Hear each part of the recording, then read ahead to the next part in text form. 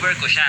Pero nung nagkaroon ng pandemic, natigil ang pag-road trip namin. Saktong magra-rise na sana kami, ay biglang nag-lockdown. Nakakalungkot lang that time kasi hindi na makalabas. Kung makakalabas man, pupunta lang sa palengke para bumili ng pagkain. Hindi ko na ikikwento dito lahat ng lugar na napuntahan ko. Dahil gusto kong ulitin lahat yon kasama si Ellie Bonbon. Yo, yo, yo!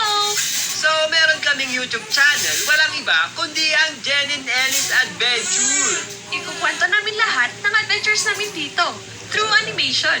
Maghahanap kami ng mga kwento patungkol sa mythology, kultura ng mga Pinoy, kasaysayan at horror stories.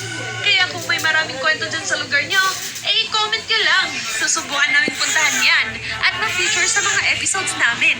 Para lagi kayong updated sa mga episodes na ilalabas namin, huwag nyo kalimutang mag-subscribe.